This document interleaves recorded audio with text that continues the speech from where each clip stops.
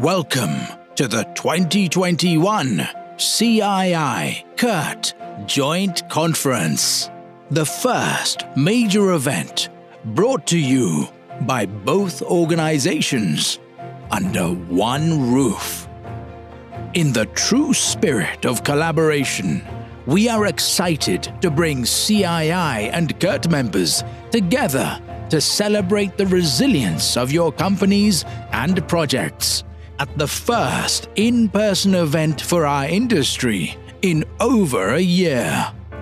The CII-CURT Joint Conference explores both state-of-the-art technologies emerging across the capital projects industry and proven best practices to improve the project lifecycle.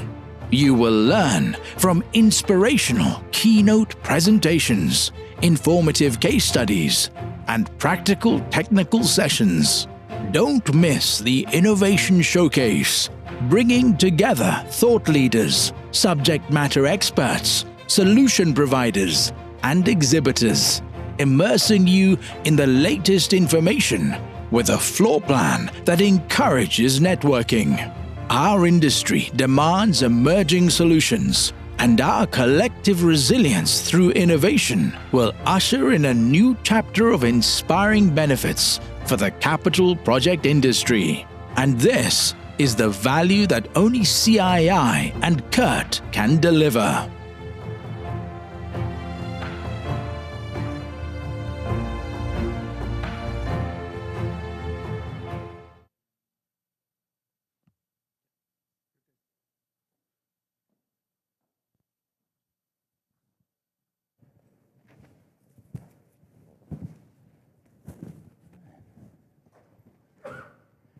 Our slide, Jim. We're here. I know. Good morning, everyone. How is everyone? Oh, we can do better than that. Come on. Good morning, everyone. All right. Now we're going. All right. Welcome to the 2021 joint conference between CII and CURT. I am Doug Omichinski. I'm the current chair for the executive committee with CII. And I'm Jim Ellis. I'm the chair for the CURT board of directors, and I'm with Microsoft as a corporate VP. Let's get this thing started here. First, we really appreciate you all being here today. This is the first ever joint event, as it said in the video. And we've come together to produce this world-class event to further our construction industry. You know, it's hard to believe that the last event that we had together was the national conference, the CURT National Conference in Phoenix about 18 months ago. And it seemed like right after that conference, our world changed. Yeah, so as CURT and CII come together for the very first time in this event, we're going to talk about this power of the alliance. You're going to hear a lot more about it as we go through the course of the next several days. We're really excited, and this is really the first image that we have of us working and collaborating together right here on the stage. So we want to start off, as always, guys. Safety is at the cornerstone of everything we do. It's paramount, I know, to everyone in this room and to each of your organizations. So let's start off with just a little bit of logistics. We're in the conference room here. There are no scheduled alarms that we're aware of. If there are, we'll certainly alert each and every one of you that there's going to be a test or whatever. But should there be any reason that we have to kind of rally, doors are open in the back. Straight out, down the steps, outside to the muster point. If we happen to be sitting into the display area, right? And any reason for emergency, it's a little bit different. We again go out the doors, straight out, go straight through the doors to the muster point. You don't have to go down the steps, it's straight out to the front. So please take that and kind of walk through it to make sure you understand, your whereabouts here as you kind of navigate through the first part of your morning.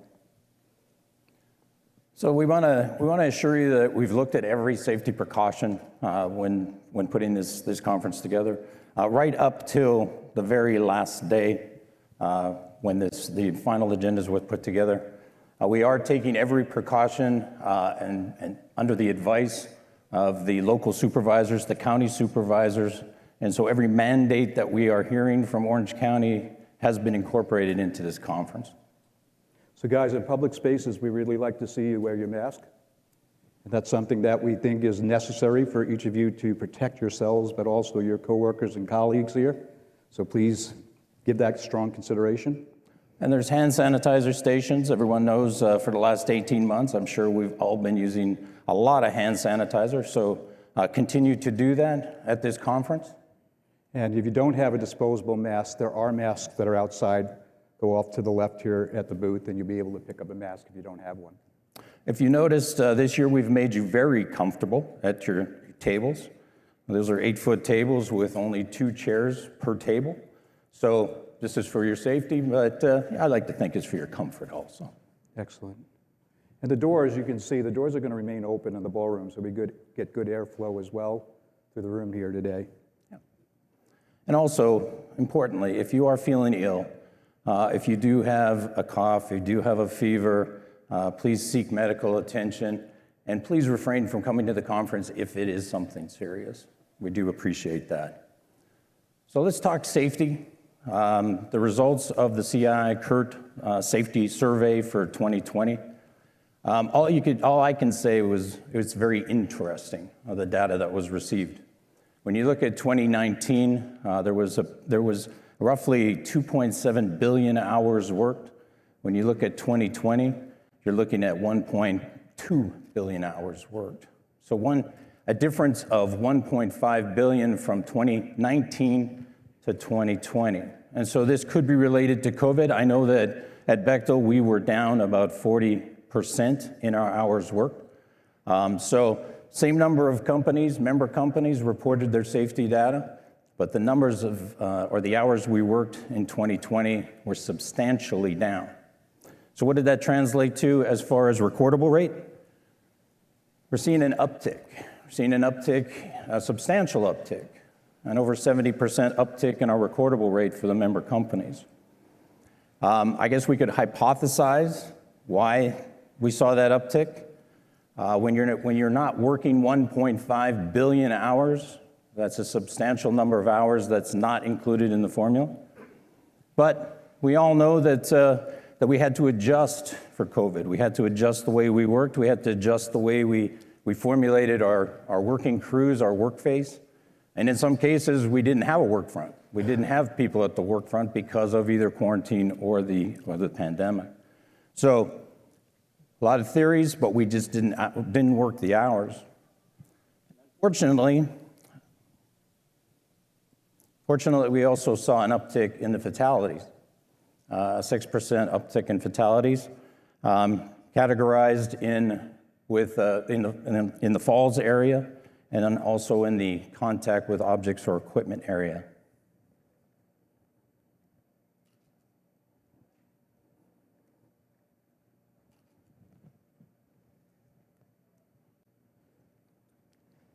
So how many here in the room have downloaded the app? Great, many hands. So this is important to really kind of get the most out of the experience here as you go through the conference.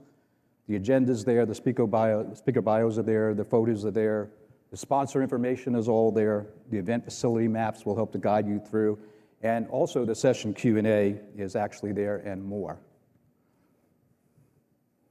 Also, please use the hashtag as shown on the screen. This is to be able to collect the pictorial history of this conference so that we can share that with our member companies. And then we do have a Wi-Fi available in the room, good access. You see it there, the network is CII-CURT, and the password, all capital, right? CII 2021, and then CURT. So with that, we'd like to invite the distinguished Greg Palmer to take us through the questioning. Got to give you a demo here. Good morning. If I could convince you to take your phone or your tablet or whatever device you're using to access the app and go to this morning's session. So you open the app, click schedule, scroll down to CII-CURT Joint Conference Opening Session, and you should see a section entitled Live Q&A. And if you could just type a question or two in there so we see that you guys are able to do that quickly and easily, and you can do this at any time during any presentation as a question comes to mind. Somebody just texted me or asked, good morning, does this work? Yes, so they're coming in by the dozens, so yes, you guys are good hands at that.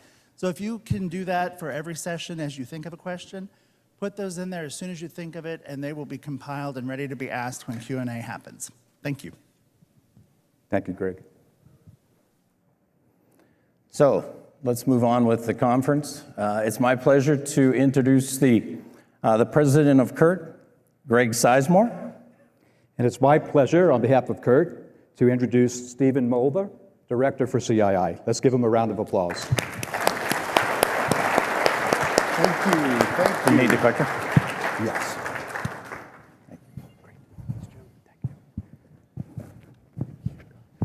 Good morning, Mr. Mulva.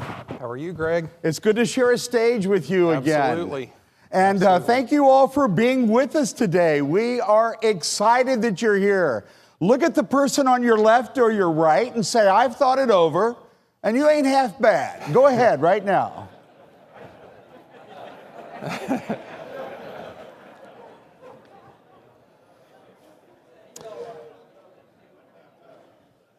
Okay, once you have been cheered, I trust that you'll be chaired, and we're going to share with you some secret sauce. And if you're wondering what that is, Mr. Mulva is going to share that with you right now. Stephen? Thanks, Greg. We're here to talk about the Alliance, and we have some slides. I think they're attempting to pull them up at the back now. This has been going on for close to a year now, and we want to talk about this proposed alliance. It is proposed. We still have some approvals. Greg will talk about that in a moment. But we're really excited about this. We've been talking to all our member companies, both at CII and CURT, about it. So give me just 1 second while they pull up the different slides. We're looking for the presenter node, Sam. Here we go. Thank you. I appreciate it. By the way, I think it's very appropriate for the first event out of the starting block to give our tech team, our production team, Terry Bouvia, Jenny, Deborah, Greg Palmer, Aaron Hujar, let's give them an applause in advance for the good work that we know that they've done to get you here. How about it? Let's give it up for that team. Thank you so much. Stephen? Thanks, Greg. So, yeah, it's great to see everybody. Also wanted to add my welcome to you to the first ever CII-CURT joint conference.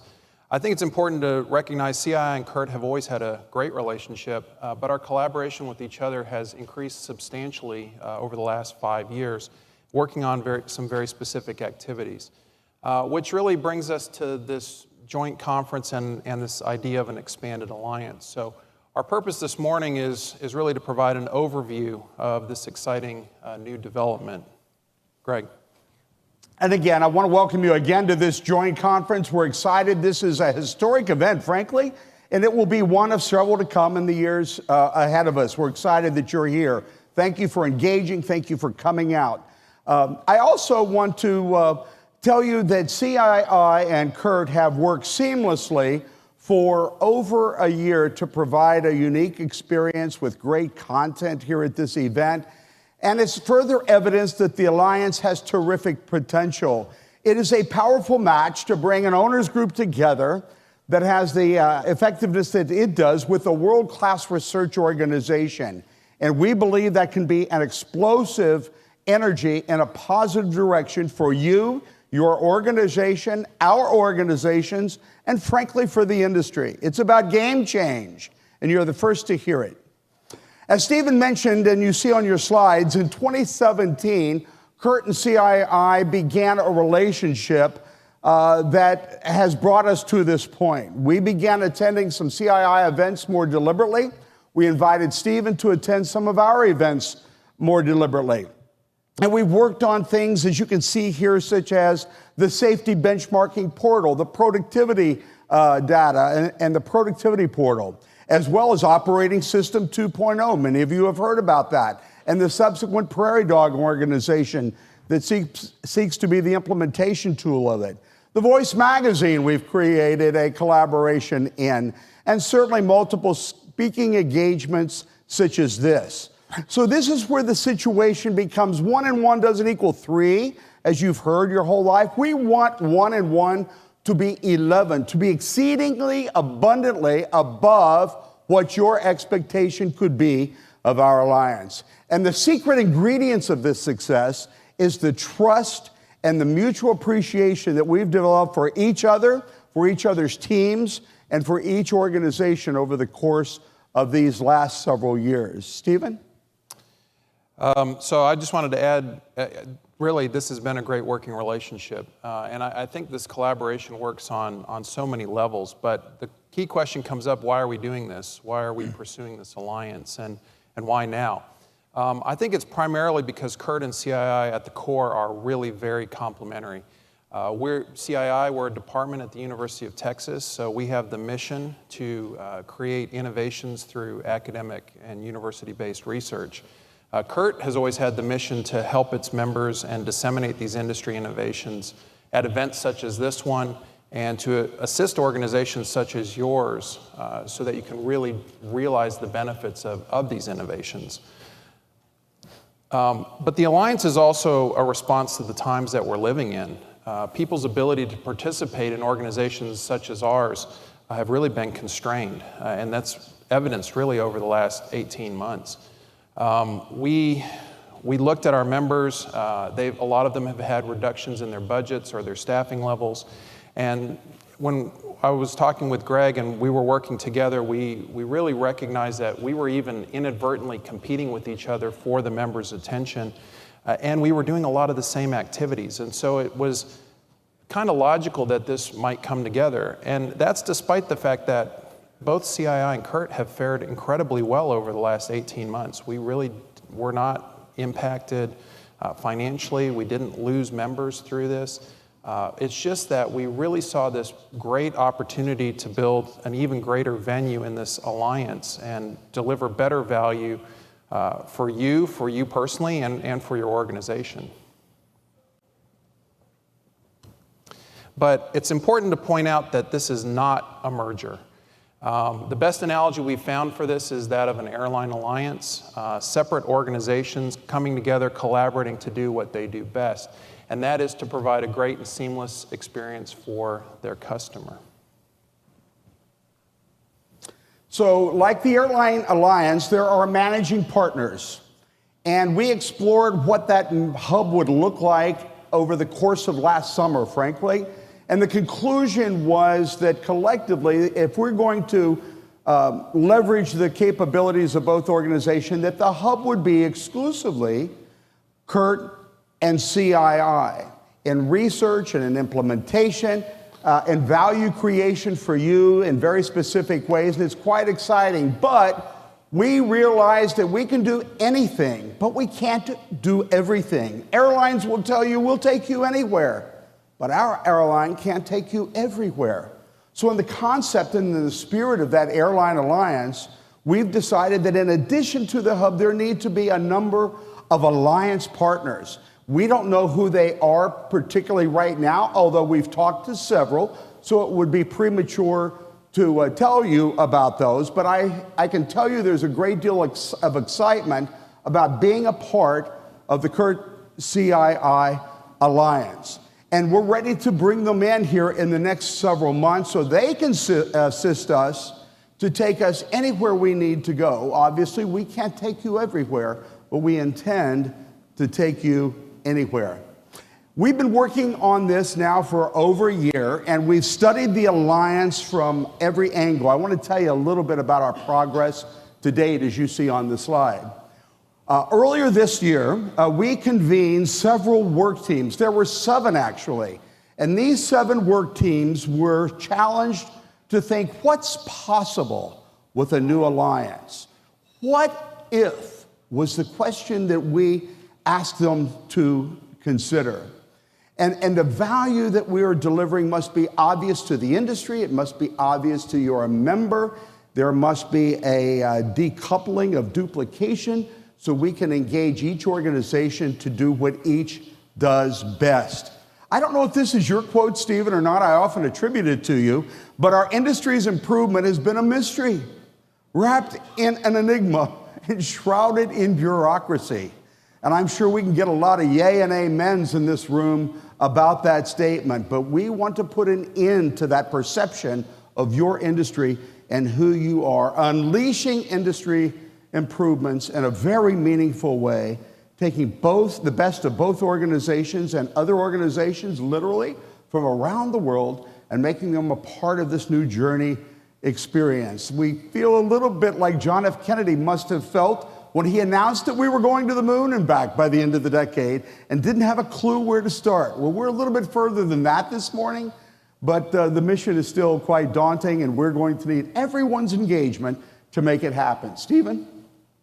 Thanks, Greg. So what I've got here is kind of a detailed diagram.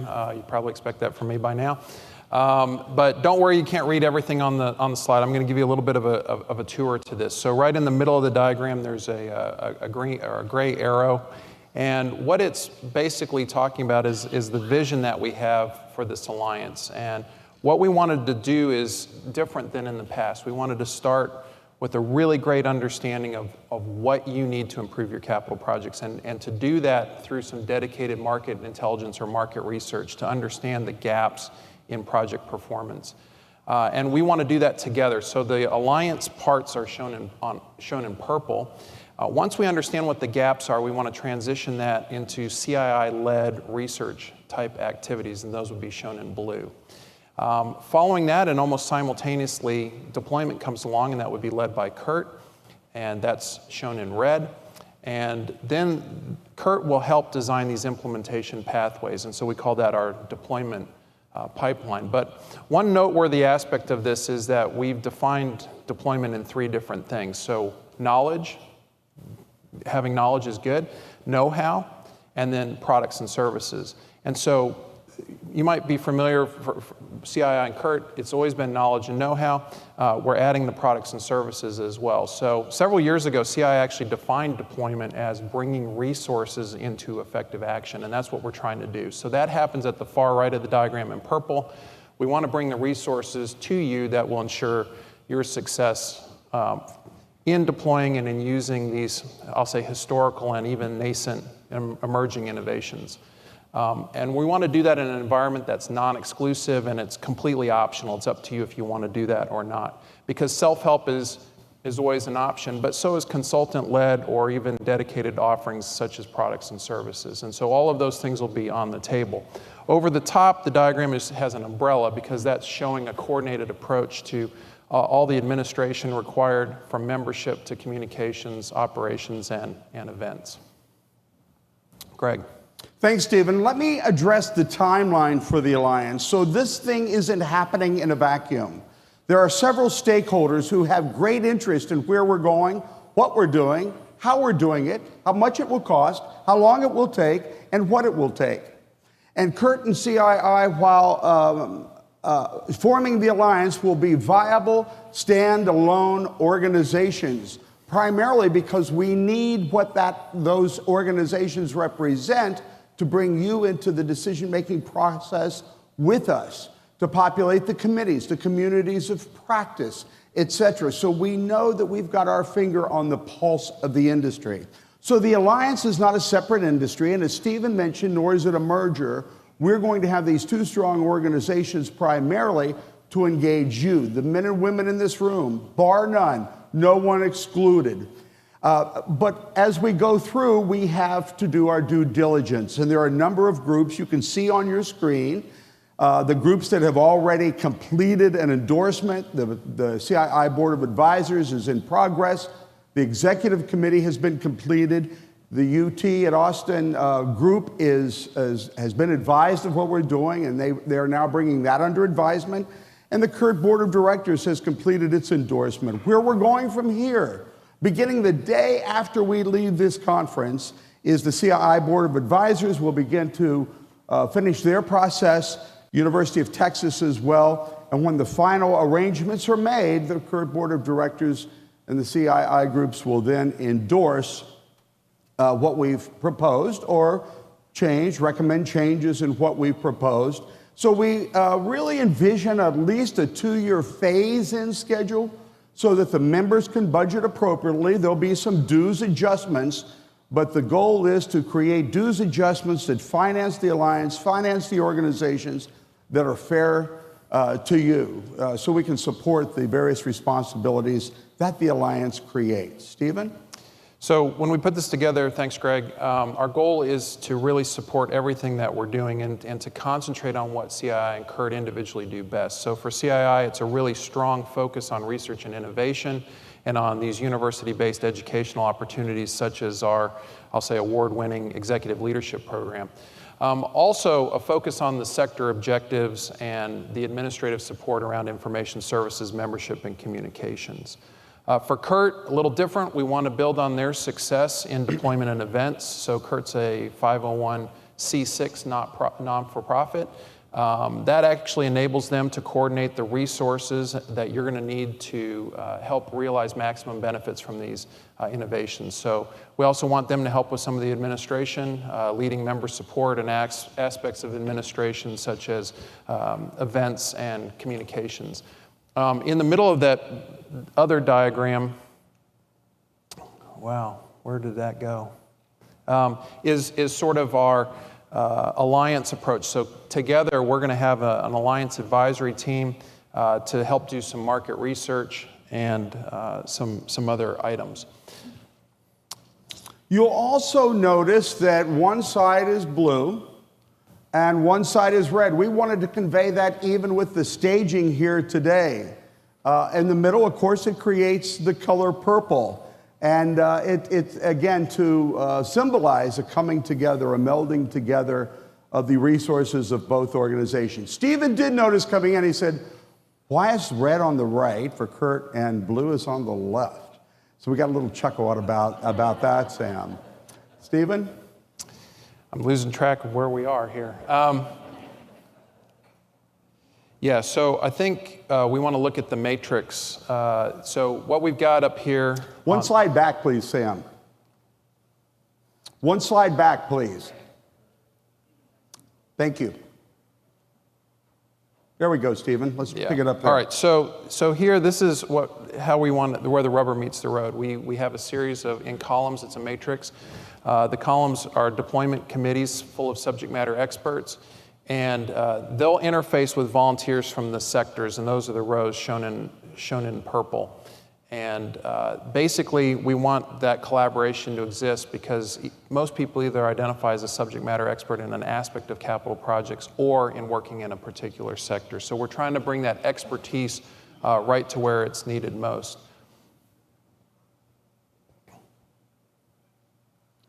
Okay, so we'll take some questions in a moment, but to close out the presentation, we wanted to really highlight what's in it for you. And Greg mentioned it's 1 + 1 is not 3, but 11.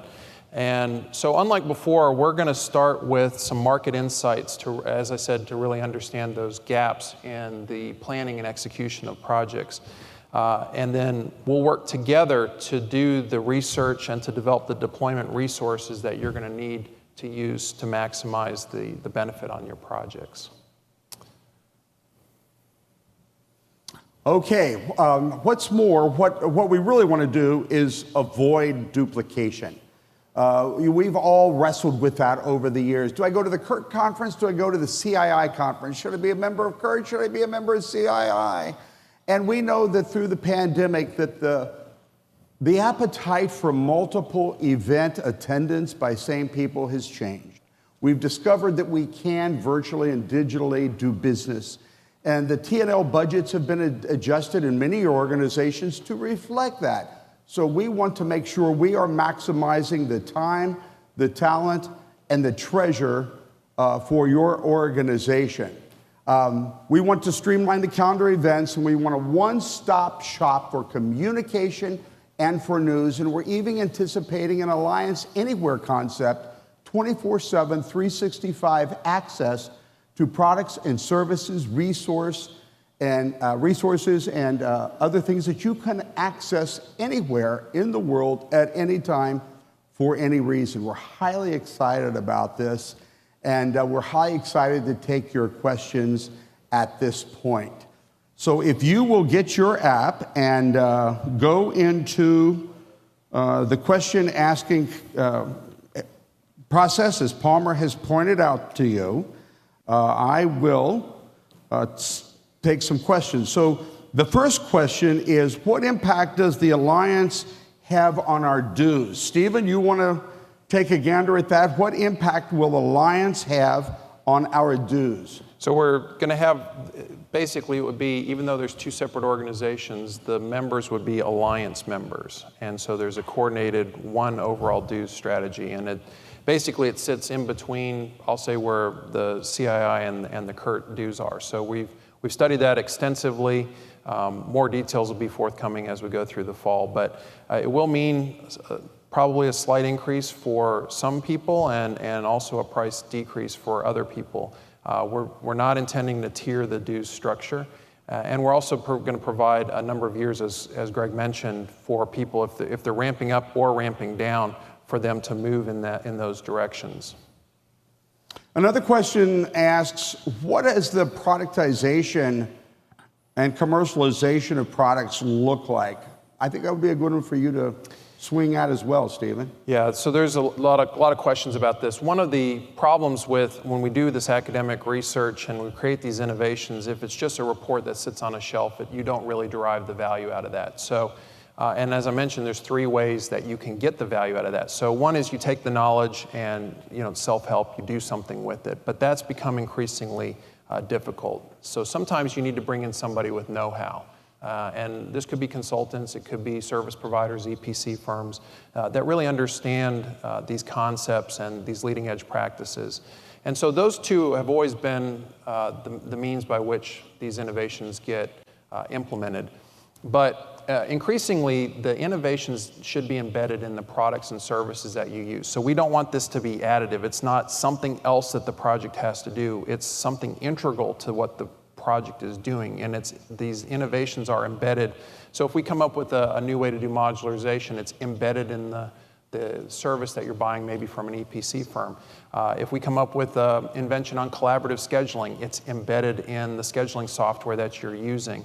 And that does require, because these are copyrights that are part of our organizations, it does require some licensing activity. Now, there's a question about how do we do that. So most of the time we want that to be a member service or for an Alliance member. You'll get that as a member of the Alliance.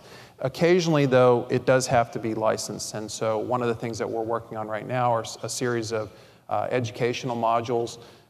Those have a license because there's probably 15 or 20 different I'll say CII tools that are embedded in those educational modules. So depending on what it is, it'll either be licensing or a member service. What will the primary role of an Alliance partner be, and is there a limited number of Alliance partners anticipated? I think we can have as many Alliance members as possible. The key is that now you're not confined either on the research side of the fence or I'll say the deployment side of the fence. Like we're bringing, this is the best of both. And actually this is better than a merger because of the way that CII and CURT are already structured historically. This works extremely well. The other thing is we go out to the Alliance partners for specific things, whether it's research, events, a number of things, and we're still working to figure all that out. That'll become more clear and more detail as we go forward. But the Alliance members can put people on research teams, can put people on deployment committees and sector groups. There's really, sky's the limit. Another question asks, what is the primary avenue for my engagement as a member of the Alliance? I think we dealt with that for the industry sectors and the communities of practice and the committees. Right. What we anticipate is providing opportunities, as I mentioned, in the various industry sectors. You may recall that slide a few minutes ago that had the communities of practice. We call them committees. One of the things I might add is that we're trying to create new nomenclature so that those folks who are experienced in both organizations don't say, well, okay, that's the CII thing or that's the CURT thing. We want it to be the Alliance approach to problem solving. So we don't want to get crazy or wacky with the new nomenclature, but we are giving a lot of time and attention to what we're calling communities of practice, Is it neighborhoods? Is it committees or whatnot? But your primary role and engagement will be through those avenues that will work together with the research, the market research, the academic research, and the deployment, the kind of product or service that's needed in the industry. And that's where we're going to tap into your industry expertise and your creative thinking. A final question, and we hit on it briefly, but how realistic is a Q1 2022 start time? I think it's probably pretty realistic. I mean, there's obviously an over-under on that. I think we've done a lot of work to communicate exactly how this will roll out. There's still a few more details, and that will happen as we go through the fall in the various board of advisors and board of directors meetings at the respective organizations. Greg mentioned the different endorsements and approvals that are required for that. But there's also an intensive communications effort so that everybody in the industry, not just our collective members, but everybody in the industry really starts understanding what this looks like, what the potential is, why it is 1 + 1 = 11. And I think, we're already seeing that, the vast majority of everybody that we're talking to are, sure, there's some concerns, but they're very supportive of how this is going to work. So we're hopeful to do that. There'll be a series of opportunities, webinars, virtual meetings, and in-person meetings as we go through the fall to work out the final details. Final question, we have time for a couple of more, is how will this impact the roles and responsibilities of the staff members of the various organizations? So this is something that we've really focused on. We're extremely fortunate to have very complementary staffs. This conference is a perfect example of it. We haven't had an event producer at CII for a while, and so the relationship working with Palmer and the CURT staff with our events team at CII has been great. It's been perfectly seamless. Even though we're located in Austin and Cincinnati, we've all learned, as you have, how to work on Teams and Zoom, and it's gone extremely well. So that's a good thing, and we both have very good staffs, but they're complementary. There may be some staff augmentation in both directions. So you may see some Austin-based CII staff members that are helping with some of the activities that CURT will be doing, mainly around deployment, and vice versa. You may see CURT employees helping us with, obviously, membership and communications and some things like that. So when the Alliance members pay the dues, it basically comes into a central repository and then is allocated to the two organizations to oversee and work on the various things. And that would include how we compensate our staff that work with these deployment committees and these research teams, the sector committees, so on and so forth. What is the greatest challenge to the forward momentum that these groups have created? While we certainly support what you're doing, there have to be some detractors and obstructionists in your future. Do you care to comment on those? Do you want to comment on that? There are, with every advancement, there's resistance, but it's what makes the plane fly, right? So if we're not getting resistance, if we're not getting detractors, I dare say we're not dreaming big enough. We're not going far enough. We're not going fast enough. So to our detractors and the obstructionists out there among us, and there are, we say bring it on. Not in an arrogant way, but in a way to deal with the objection, to help us to circumspectly deal with the objection or the challenge or whatever it is they might present and move ahead. Again, every advancement has its detractors and its obstructions, and we intend to fly, and so we welcome that input that allows us to think even more creatively about the problems we're solving, the way we're doing it, how we're spending our limited talent of time, our limited resources of time talent, and treasure. Anything to add, Stephen? Well, I mean, we still may have some blind spots here. I think that's Right. why we do want to hear from Right. everybody. We can't presume to know exactly at a detail, intimate level your business and what your organization wants from this alliance and from the respective organizations that will be part of it. So that's why we need to hear from you.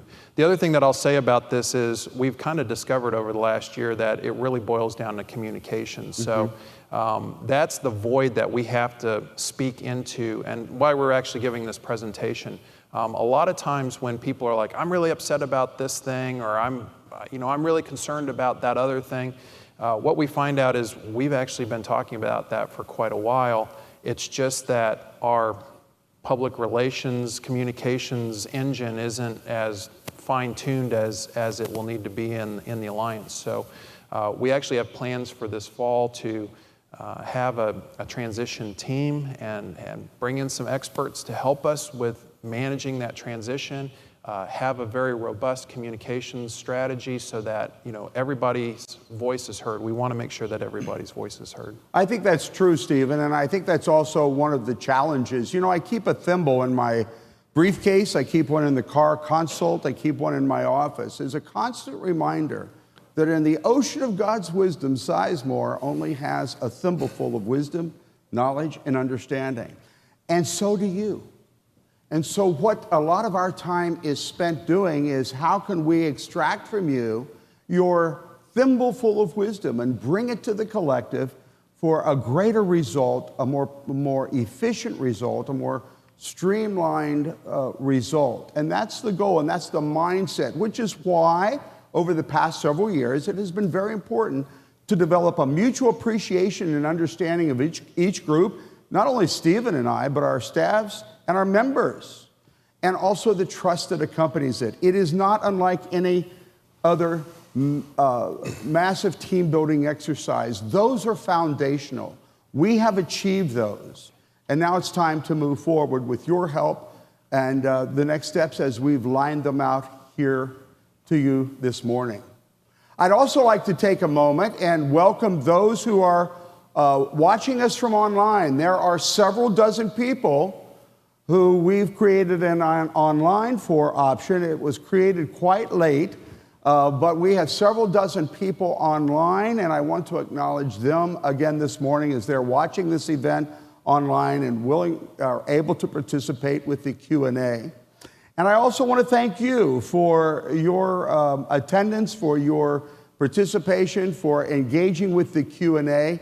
That's all we have time for right now. Stephen, any closing remark? Well, no, we're going to transition to our first keynote speaker, and I think it's really appropriate that we do it this way. What we're talking about in this alliance, it represents a disruption, as I mentioned, to the way that CURT and CII have done business for 2, 3, and 4 decades. It's a disruption, it's a change, but that's actually how you can create value and create specific value for things that are really important to you. So our keynote speaker for this morning is Ian Kahn. We're really looking forward to his comments. He's going to talk about how you move the journey and how you move from disruption to value creation. So I think it's really an appropriate keynote. Again, welcome to the conference. We're so glad that you're here and hope you have a great time. Great. Thank you very much.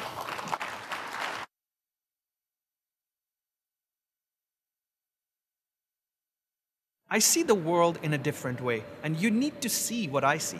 We must recognize that we came from a very good place. As humans, as people, as a society, as a race, we've been amazing so far, and we should love us.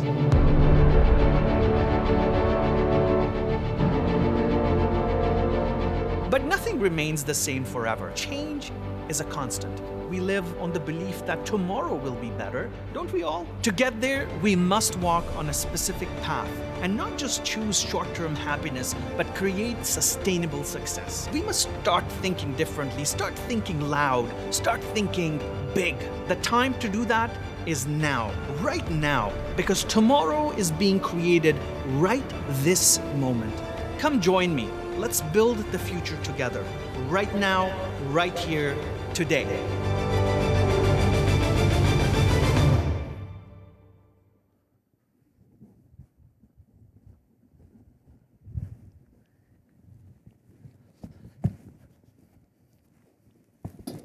Ladies and gentlemen, good morning. My name is Ian Khan, and I will spend approximately the next 1 hour with you. Now, I want to talk about a couple of things as to how we will be in this session, enjoy this session. First of all, shut down your email. Do not email back and forth unless you're like a lifeline for somebody and people are depending on the other side.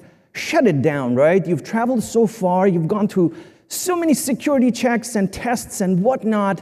Let's shut down the external world and focus on what we can in this session today, right now, right here. Because time is precious. And all this networking, the people you're here with, is not going to happen next week because we are all here. So please, please, please do that. I encourage you to take notes. I encourage you to doodle. I encourage you to strategize about the next 6 months to 60 years in this session. So I'm going to talk about immediate disruption. I might ask you questions, and that's what I do. I'm going to pinpoint you and ask you questions because I want to understand the challenges and the problems and the opportunities.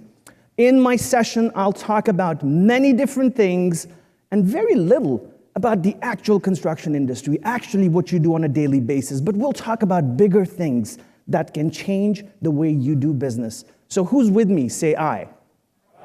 Oh, that was so weak. Come on, who's had breakfast? Say aye. Aye. Thank you so much. So let's talk about transformation, disruption, and all of that. This is me in a very quick snapshot. I do a bunch of different things from speaking about the future to making documentary films about the future, about cryptocurrency, blockchain, artificial intelligence. I'm a published author. I teach at a couple of universities. So there's a lot of activity happening right there. Let's skip past this. So I was investigating the industry, and I said, hey, what is the history of your industry? Well, apparently, I dug deep. $1.4 million, 1.75 million years. That's the first evidence of human beings constructing something, right? I would say you're in an industry that's really, really well established. I speak with some industries that are 500 years old. Accounting industry, 500 years old. But you guys kill it. You guys are awesome. So thank you for doing that. Now, let's talk about disruption. Forbes magazine says that by the 2020s, which is now, technology will disrupt different industries in a way it has never done in the last 500 years. Now, we know computers and technology that we're seeing right now have just started maybe 3, 4, 5 decades ago, right? 25 years ago, we didn't have cell phones. We were living in a fax world, and many of you probably are still living in that world, but it's time to move on. But what's happening is that technology is moving at a much faster pace, and I'm going to show you how fast it's moving and where is it going in the next few decades. It's very important to understand that. With respect to your industry, with respect to the construction industry and all of that, McKinsey says that the industry is stuck with productivity. It's stuck at levels that from the 1960s, and it's just not happening. It's struggling. Do you think that's happening? If you think so, say yes. I want to understand it from you. Yes, it is. Okay, good, good. Well, at least we know what the problem is. Now we can solve it, right? So it's important to know the problem. And so that's a big challenge. Let me tell you about some other things that are potentially hitting not just your industry, but everybody. It's one of the things that's happening now is the Great Resignation.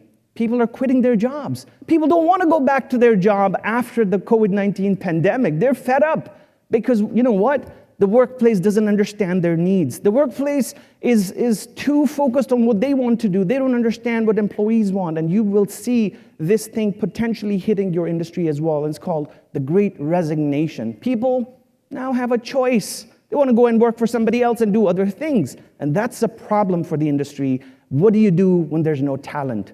What do you do when there's no people to work in the industry and fuel the economy and so on? So it's a challenge, one of the challenges. You also have something in terms of technology happening, something not good. A few weeks ago, a company called Kaseya was hit by a ransomware attack, and which means hackers hacked into their networks and asked for a ransom. And it was in the tune of about $75 million to be paid in Bitcoin. Now, what is Bitcoin? And it's really confusing, right? I know that. But we're not going to go too deep into that. I just want to point out, this is a problem. You could be working on a mega project tomorrow, and guess what? The bad guys lock down your networks and say, hey, pay us $1 billion and we'll open it up for you. That's a challenge. It's a business disruption. What do you do to be prepared for that? And for those of you who are into mega projects or even smaller projects, this is crippling to business. So we've got to plan for that. And the same thing happened to Colonial Pipeline some time ago. And you might say, well, how does it impact people? Well, the Colonial Pipeline attack impacted people who were pumping gas. The CII attack impacted people who were buying groceries at a grocery store in Europe. And that's the impact. It trickles down to everyday common people. We've got to figure out what to do with this. So we'll do that today. And here are some key challenges of the industry. Contractors' financial health is under pressure, continuing risk to the pandemic, a cyber risk, labor shortages, safety risks, technology adoption. Now, it looks like this session is going to be very depressing. Do you think so? No, of course not. We'll talk about good things. We'll talk about what to do, what's happening around the world. So, the year was 2005, and this is the Holy See. Who's been to Rome? Who's been to the Vatican? Just a few people? Okay, folks, after this pandemic is over, you got to go to Rome, one of the most beautiful cities in the world. And this was the year 2005 when a new pope was going to be put into place for all different reasons. This session is not about religion. I'm talking about an event taking place in the world, irrespective of religious beliefs. And you can see people are very emotional at that point. They're out with their cameras and they're waving flags and they're trying to take pictures, and they'll frame those pictures and tell their kids and grandkids about it, that, hey, I was there when history was being made. I saw it with my own eyes. I saw the smoke, right? And what happened next was the same event had to repeat itself after a few years, about 7 years, in 2013. But at this moment in time, the world had changed. The world had changed because of technology. The world had changed because now technology had taken grip on our everyday life. Mr. Steve Jobs and many others had created these devices that were a fundamental part of our life. And you can see a sea of devices that is in front of us, right? For those of you watching online, I hope you can see the screen, and I hope you can join us in understanding this moment. And so, undoubtedly, technology has taken a big grip on our lives, so much so that we cannot live without a cell phone. If any of you here are without a cell phone, I really salute you, right? But I doubt anybody's living without technology today. So how does that impact us? How does it change our world? Let's talk about revolutions. And I heard that it's not quite acceptable to talk about revolutions in the industry, that, hey, this is revolutionary, because not a lot of revolutions are taking place in your industry, but maybe I'm wrong. Let's talk about revolutionaries of our current times. So, who's that? Let's see if you know general knowledge here. Greta, excellent, amazing. Hey, this group seems very informed here. Thank you. Who's that? This is a trick question. William Wallace, amazing. I am in the right crowd. Thank you so much. All right, we all know who that is. Okay, what about all these people? You know everybody. You know everybody, right? I really consider all these people as revolutionaries, and you could have 100 more other people here based on who you think is a revolutionary, right? These people stood for change. They're doing something different. Many of them died for change. I think that's a good definition of a revolutionary. But what about the future? Because we're talking about the future in this session. Who's the revolutionary of the future? Is it going to be a person? Is it going to be a bunch of people? Well, it's my pleasure to announce the revolutionary of tomorrow in this session to this industry for the first time ever. So the revolutionary of tomorrow is going to be no other than the smart toilet. Yes, it is. It's going to be the smart toilet, and for a very good reason. It says that at the bottom, the smart toilet, the revolution is in your bathroom. How can that be? How can our lives go from revolutionaries who are dying for a cause to something that we're dying to do every day, right? What's going on? Let me tell you. First of all, this is a marvel in hardware technology. It's got virtual reality glasses, speaker system, heated seats, camera system pointed wherever it's pointed downwards. It's amazing. You have a choice of colors, right? But what would we be in today's era of technology if we didn't have an app? It also has an app that does amazing stuff. It does content analysis. It does that, yeah. For those of you struggling with weight loss or any of those issues, it has diet suggestions. For those of you on a keto diet, diet suggestions, right? Content analysis, diet suggestions. No more steaks, no more burritos, no more bad food. Contact your physician. In some case, something is wrong, it detects something, contacts your physician's calling back and saying, hey, you gotta come here right now because we saw something that shouldn't be there, okay? And best of all, because we're all a society, we're all social animals, track your friends. We can have a scoring system, we can have a rating system and a competition going on every day. But beyond that, ladies and gentlemen, and of course you can take a picture, you can flush and do all the other things, but beyond that, this is a revolution in healthcare. This is something that's going to reduce the time it takes to undergo testing from days and weeks to a matter of minutes. A matter of minutes. You have test results for some situations in a few minutes, right? And this device is already in a prototype mode. It's already being pilot tested in some parts of the world. I'm telling you, in some years, this will be available on Amazon, and many of you will say, hey, I need to buy this, because we all have those early adopters in our life, in the world.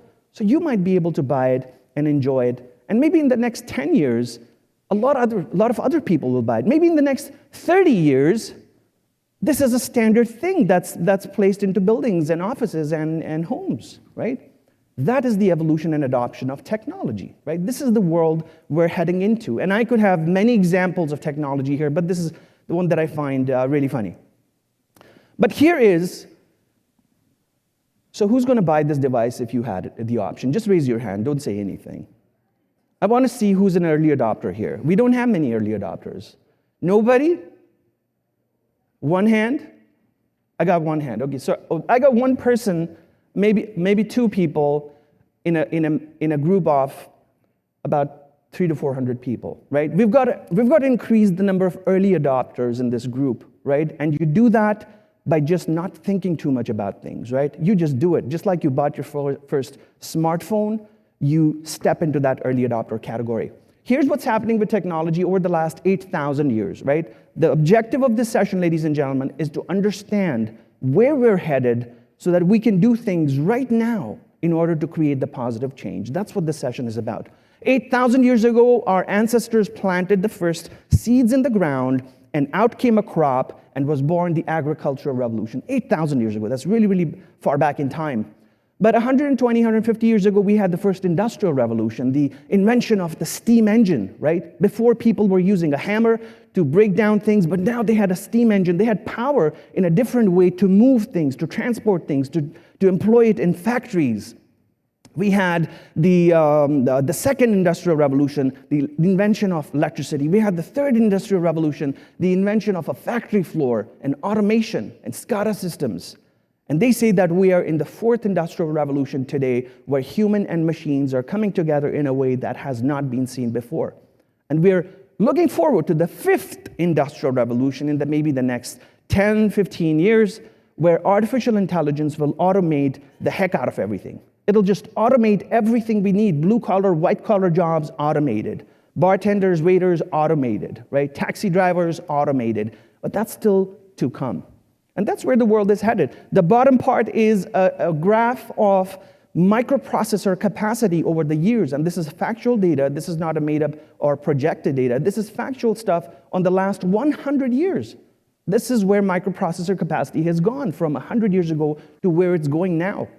So they said that by 2015, the microprocessor capacity surpassed that of the brain power of a mouse. Well, you might think, well, it's no big deal, right? But by the year 2025, 2023, in this decade, they're saying the microprocessor capacity of computing is going to exceed that of a human brain. Now it's getting serious. And by the year 2045, now these are projections, by 2045, if the pace of innovation and microprocessor capacity design goes the way it's going, by 2045, computing capacity of technology will be far greater than that of the combined brains of every human being in the world, right? We're looking at Terminator series of movies. We're looking at all these futuristic movies that we see if that happens by 2045. And that event could lead to something called a singularity, and there's many, many different theories about that. But the question is, if we just take this for 2 minutes, is that where we're headed, right? Is that where the world is going? Now, you might be thinking a lot of different things. What's going to happen to careers, jobs, business? Well, we're here to figure some of that out.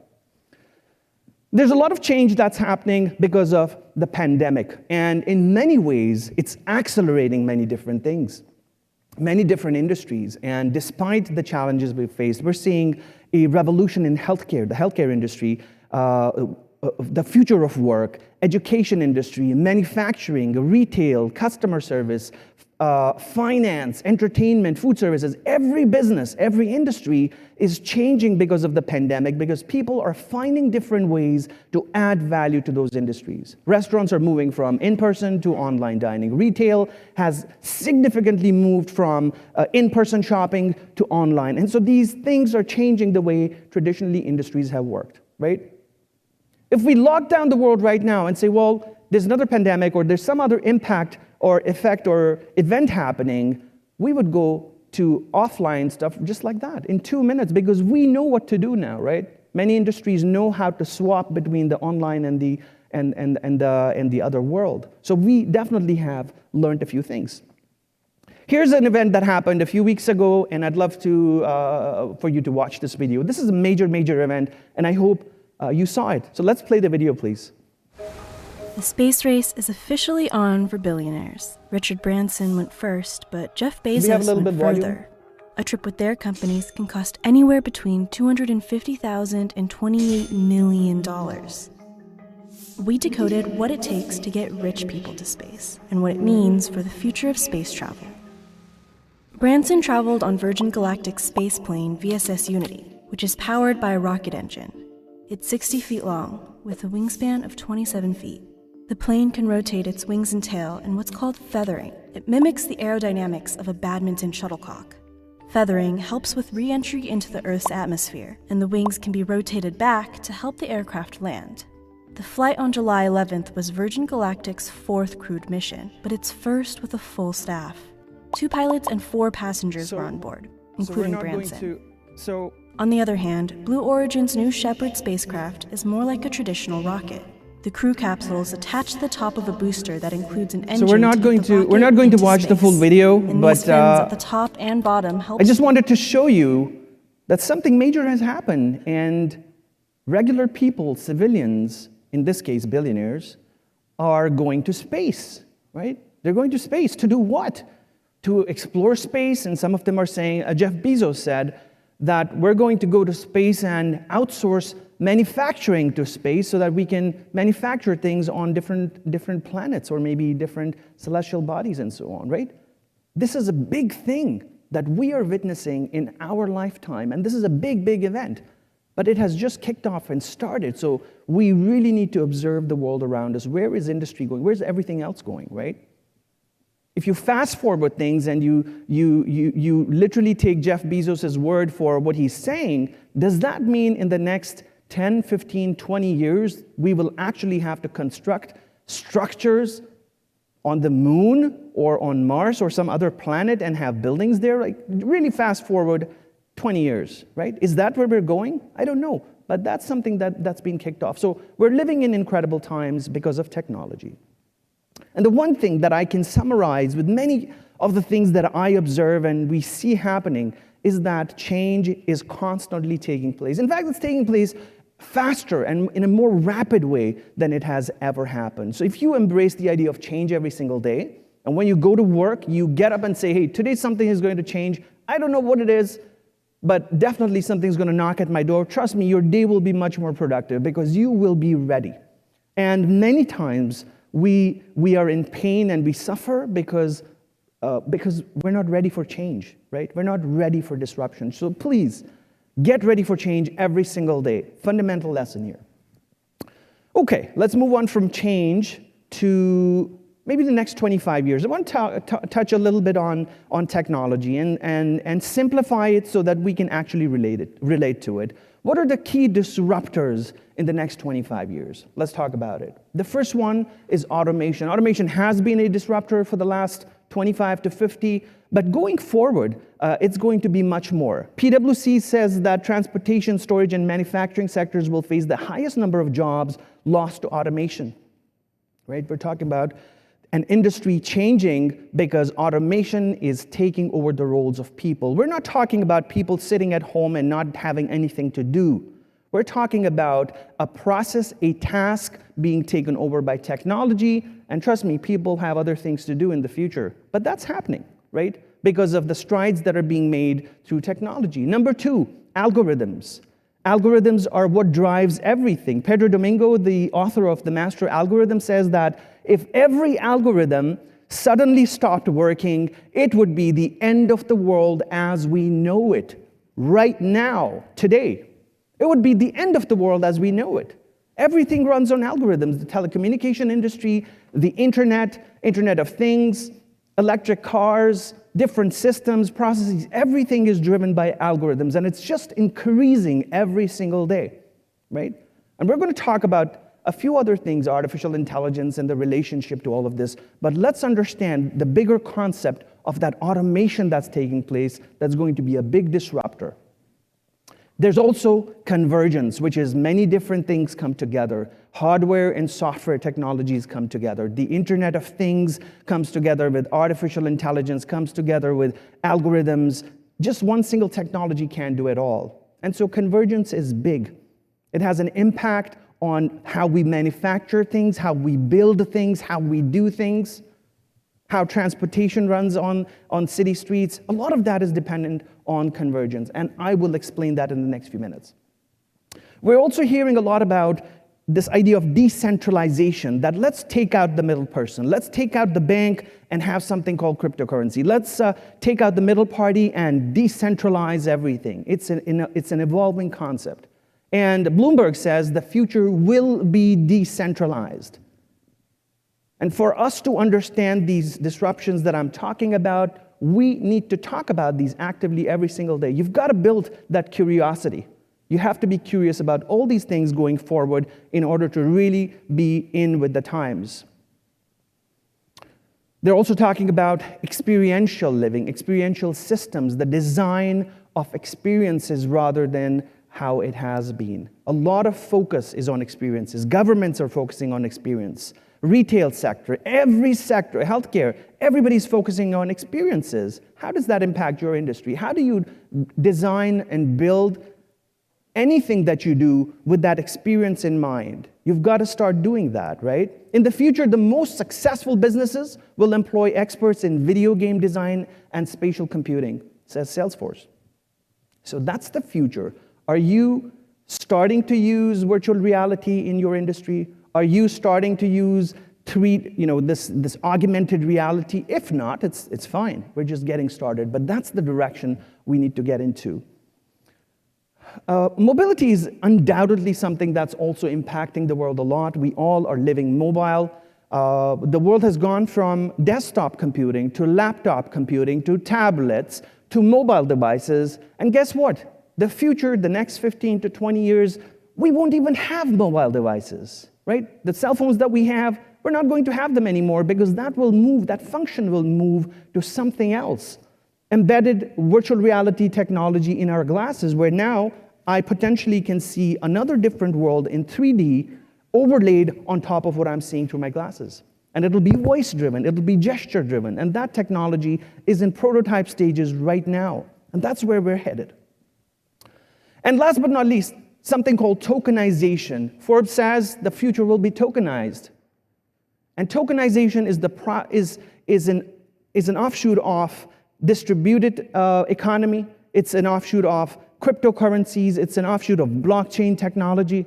And we need to understand all those fundamental underlying things in order to understand this tokenization, decentralization, right? You know where I'm pointing to. I'm pointing towards there's a lot of things we need to understand. And the time to do that is right now. We have to start reading, listening, understanding, watching the right content, talking to the right people right this second, right? Don't feel left alone. And my question is, what do you see as a big impact disruptor for business in future, right? Let's have it. Who would like to ask me this? I want to know from you, what is that big disruptor? I'm just going to ask it to two people. Anybody who wants to raise their hand here and just shout it out, please do that. I really, really want to understand it. What do you see as a big impact, big disruptor for your business in the future? What about this side? Anybody? What is a disruptor in your industry? Come on, don't be shy. Let's hear it. Sorry? Labor shortage. Labor shortage is a big disruptor. Can technology solve it? Why is there a labor shortage? Are not enough people becoming part of the industry anymore? Is there not enough curriculum in schools and colleges and universities that's moving those people up the chain? Isn't there a lot of skilled workers who are doing that? And we need to understand that and see, is technology able to help that? Anybody from this side? This side is heavy right now, folks. They're winning. Come on. Decarbonization. Big, giant issue. Decarbonization. You can't just go in and solve it on your own, but it's an industry-level conversation. Thank you. That a forum like this can address at a national level. So thank you for those two things.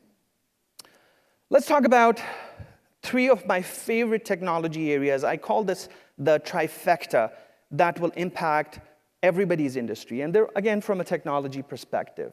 These will be part of your industry in the next few years, if not the next decade. So but we have to start on that journey right now. The first one does exactly this. It brings peace of mind. It takes the worry away. It takes a lot of pain away from everyday work, everyday challenges. And that technology area is blockchain technology. It brings peace of mind. It does that in many different ways, and I'll talk about the few ways it can help your industry and the path you can get started on, okay? Blockchain technology matters because from its inception a few decades ago to the rapid acceleration with the launch of Bitcoin about 12 years ago, everybody started noticing blockchain technology. What is this technology? And today, many industries are using it. They've started using it. They plan to use it. Digital rights, debt industry, voting rights, title records, global payments, remittances. Many of these industries are now working with blockchain to solve a big challenge with payments, with real-time payments. And although this technology is not predominant in your industry, it's just begin to take off, it will be big in the next few years to the next decade. We have to pay attention to it right now. You have something that's giving rise to cryptocurrencies and non-fungible tokens. You have the impact it's making in, let's say, the insurance industry, which has a $40 billion problem with fraudulent claims. But what can it do for the construction industry? Well, reduce late payments, remediations, disputes. It can eliminate and significantly lower cash flow, the cash flow crises that everybody's facing within this industry by making payments real time, by reducing the time it takes to hold those payments, approve those invoices, and then send the payments through. It's going to completely change that. Contract automation through smart contracts, and we hear this a lot, smart contracts. We've got to dig in deeper and find out ways how to enable those smart contracts, and what do they really mean for the industry.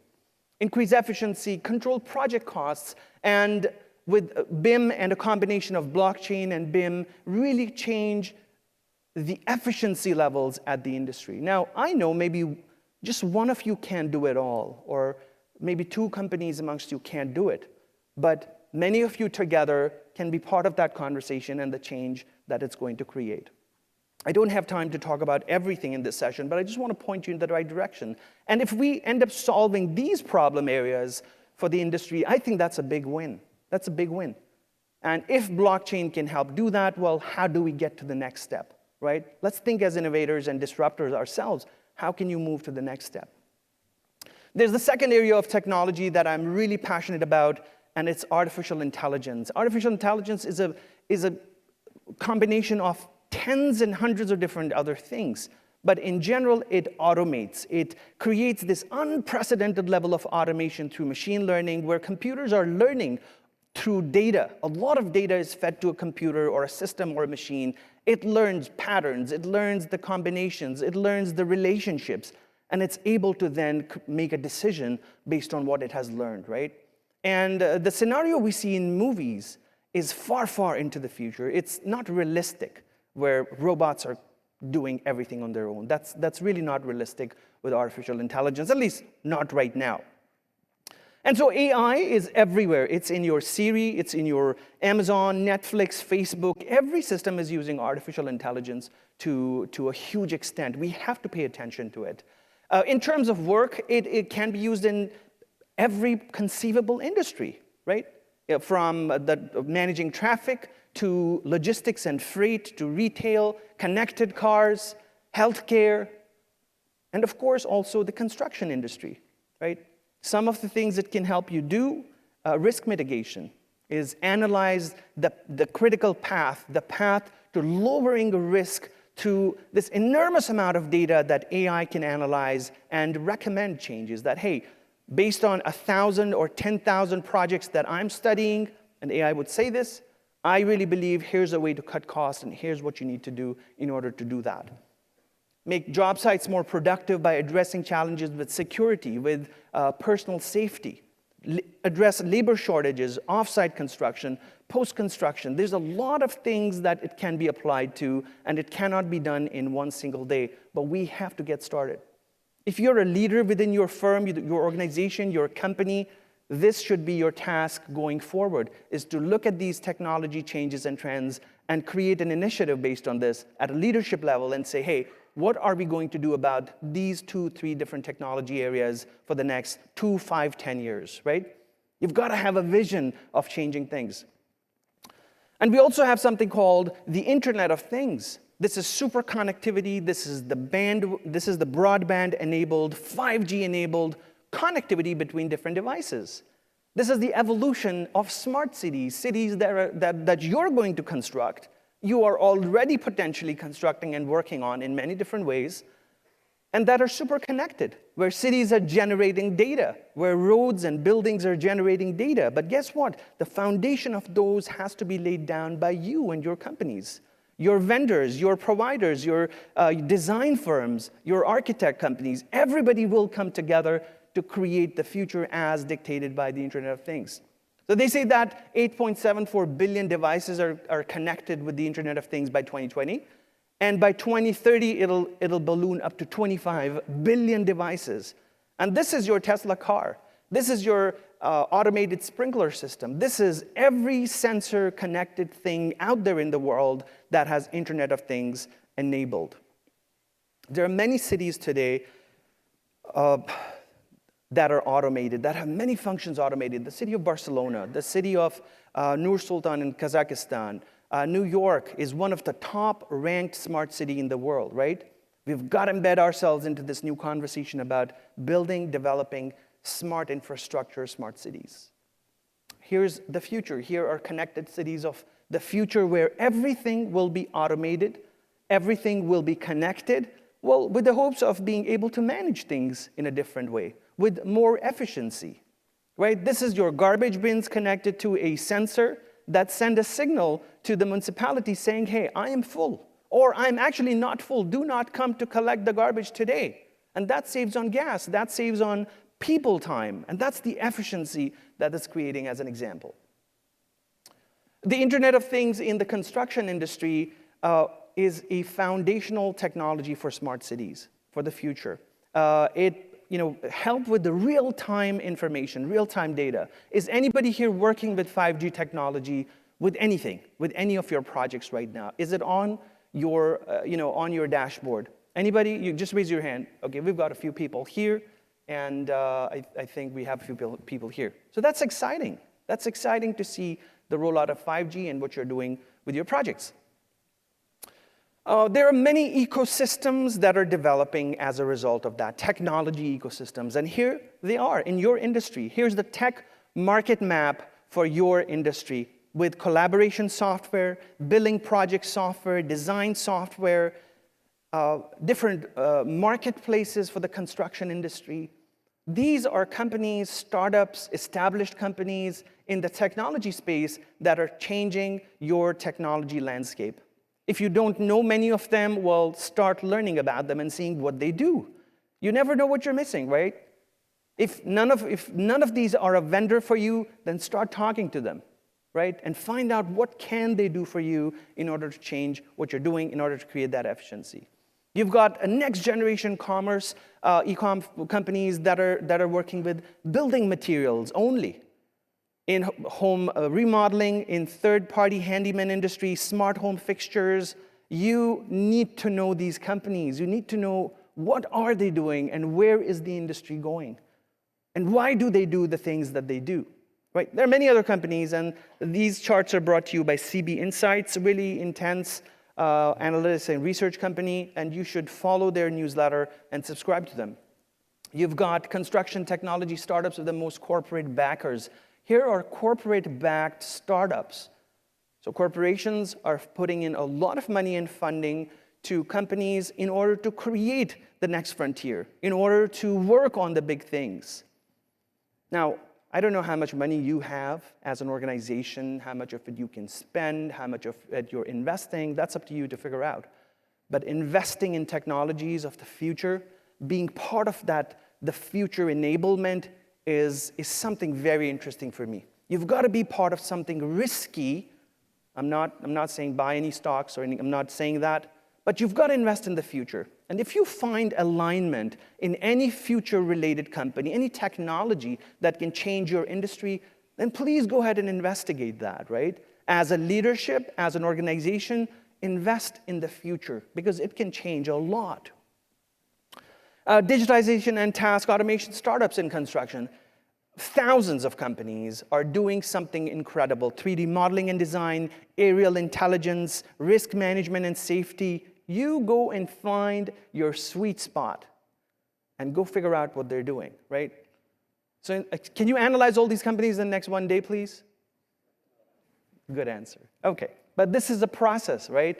But in the next 3 months, you can go through the exercise of figuring out, hey, who are the top 3 companies we need to speak to, or the top 5?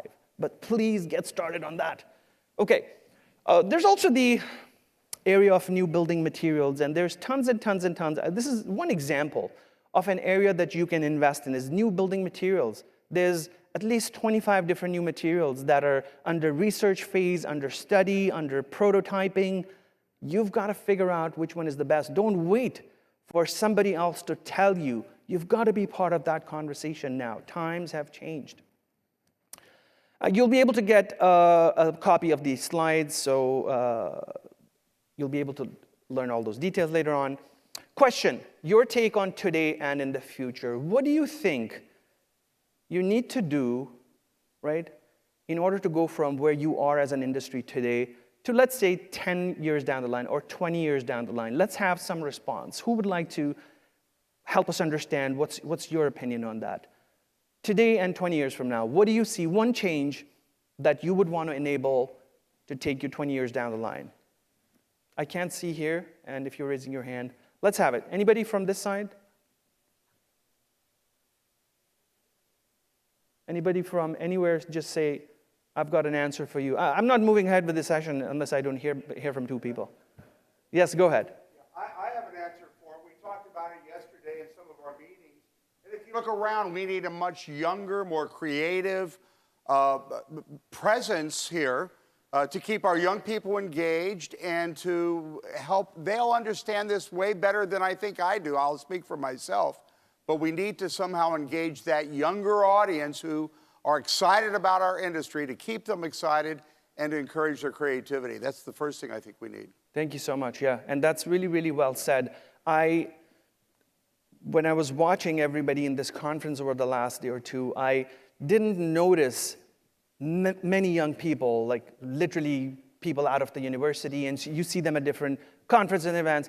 I didn't notice a lot of those people, and that is definitely a challenge, that if we were to wave a magic wand and all of a sudden we had 50% more younger people, would that change the industry? Well, potentially yes, because they are understanding what the future looks like. They just have a different Mindset, maybe one of those things. But thank you, that's such a valid thing. How can we change that? What should we do? And that should be your conversation within these 2 or 3 days. And go back with a solution. That this is what I need to do as an organization to create that change. Maybe hire more people, maybe do something else, right? One more, I need a response from this side because now they're heavy. Go ahead, sir. Yeah, I think this is all great. Thanks. It's very insightful. But the bias for action is where I think we lack. What I mean by that, we've been talking about things like sustainability since the 1980s. Where are we today? So you talk about carbon. Somebody mentioned carbon. I'm going to talk about that today. What are we all doing about it? We're talking about it. Yeah. What's the bias for action? Okay. So how do we kind of get that in front of us as a CII? Okay, thank you so much. So we're talking about bias and big hand. That's a great point.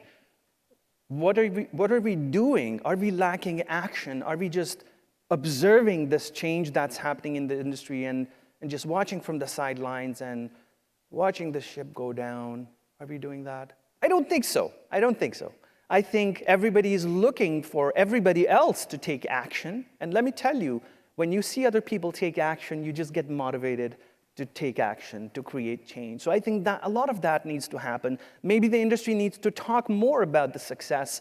And I think with this new alliance, the CURT and CII alliance, you guys are in trouble because now you probably will see a lot more activity, a lot more engagement, and they will ask you for feedback and response. So there's a lot of that potentially going to happen, which should be a good kickoff for this larger change, and these issues can be addressed. So thank you for that. Let's talk about future readiness. Maybe this will answer a few of the questions, the problems, the challenge areas that we're talking about. How can we be future ready? We're not talking about future proofing ourselves. We're not going to future proof, but future ready. How do you go with the times? How do you become part of the times? So there's something that we've developed called the Future Readiness Framework, and we analyze businesses, organizations in 7, actually in addition to technology, 8 different areas of impact, right? Technology is an enabler for all of the above 7, but here are some of those that I can talk about in the next few minutes. But we really believe that we are living in a new age of engagement, and engagement goes to your communication, your PR, your sales pitch, your who you are as a company, and those conversations, right? You have to engage with the community, the business world, your customers, your clients in a much different way than you were in the last 10, 15 years. When you call your customer, your prospect, your partner, guess what they're busy with? With other things that are taking their time, their cell phone, their emails, all of those things. There's way too much distraction today. So in order to have that quality conversation, that quality relationship, you've got to change the way you engage. There's many different ways you can do that. We don't have time for all of that. But let me tell you a couple of facts. 85% of employees are not engaged in the workplace. 85%. And this is a Gallup survey that happened a few years ago. 81% of employees are considering leaving their jobs. This is across different industries in the world in general. And 1 in 3 professionals cite boredom as their main reason to leave their jobs. People are bored at work. They don't know what to do, right? So are you extracting the maximum value from your employees? Are they getting maximum value from you as an organization? Because guess what? The days of paying people for their time and people coming to work for a paycheck, those days are over. It doesn't work anymore. Remember I told you before that we're heading into the Great Resignation. People don't care about money anymore, right? And the younger generation, right? I don't have time to go into all the generations. In fact, there's a slide in the next few minutes. I'll talk about it. But the world is changing the way we engage. And it goes in many different disciplines of your business. And as a leadership, you have to consider different areas of your organization. Sales, marketing, operations, education, partnerships, community engagement. All of these have a level of engagement that needs to change. You have to change it to be current. Number 2 is learning. With all the bombardment of technology, different things that are happening right now, what are you doing as an organization to upskill your employees, all your teams, your workers, your construction site people? Everybody from top to bottom, what are you doing to change the way they understand the industry and they understand business? So learning, reskilling, upskilling has to be a big part of your organization, because if you don't have people who are informed and knowledgeable, they'll start leaving, or you'll stop being competitive because everybody else is working on their game. A Clear Company says that 68% of employees say training and development is the company's most important policy. So if you don't have training and development embedded into the organization today, you're going to see problems. And most employees don't believe they're reaching their full potential, about 74%, because they're not being trained well. They're not learning enough on their job. 40% of employees with poor training will leave the company within the first year. So you've employed someone, there's no adequate training for them, guess what? They'll leave, right? So don't be surprised if they leave. Well, go and look at your training. Go and look at your initiatives of upskilling and teaching them what to do. It's very, very important to do that. There are many incredible examples of learning organizations, companies who invest a lot of money into the people that they employ. And some of their names are here with different initiatives, different ways they engage people, and I can share a lot of information with you about that. But General Electric, Microsoft, Airbnb, Earls, Thrive, Overdrive, Honeywell, thousands of companies have mastered how to keep employees engaged. It has to be a fundamental pillar for your business. There's obviously the people side of things. How do you take care of your people? And according to Richard Branson, take care of your people so that they take care of your customers, right? You've got to do that. And without saying this, generations are changing guard. There's many different generations at work now, from boomers to Gen X, millennials, post-millennial generation. We need to understand who needs what in order to be productive, in order to add value to the organization, to the business. And if you don't understand that, you want other people to tell you that, you've got to figure that out for your organization. Every organization is unique, right? We've got to figure that out. We just heard about the worker shortage, and that's an ongoing challenge with the industry. I really believe there aren't many qualified people that are going through university, skill trade training, that are going through that whole process. And I don't believe the construction industry is portraying itself and positioning itself to be an industry that people should be part of. And many industries are facing this problem. It's not just you. The accounting industry. Nobody wants to be an accountant anymore. Nobody wants to spend 140 hours a week working on crunching numbers, right? And they're facing this problem. But some companies, the big four, PwC, E&Y, Deloitte, they have mastered it, because now they go down to the high school level to get people involved in their organizations and to get them in right at that level. Do you need to have a program? Do you need to have an alliance with a university, a college, a training institute to start engaging with the next generation right at that level? Now, this is fundamental organization redesign, folks, right? Because we're talking about something very serious here. We've got to figure this one out. There's many, many things that young people are passionate about, and I just wanted to put this up, the UN Sustainability Development Goals. Many of you might have these as part of your organization's vision, but this is what younger generations are passionate about: a cause, a purpose, a reason to do something.